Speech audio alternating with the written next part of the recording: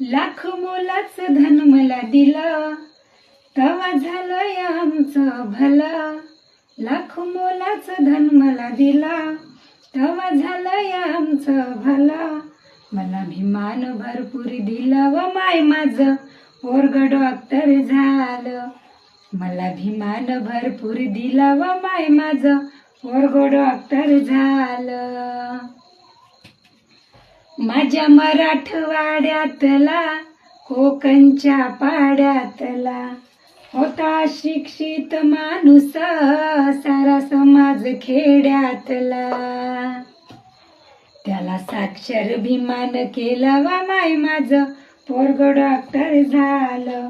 मला अभिमान भरपूर दिला वा माय माझं पोरगं डॉक्टर झालं. लाख मोलाचं धन मला दिलं, तेव्हा झालं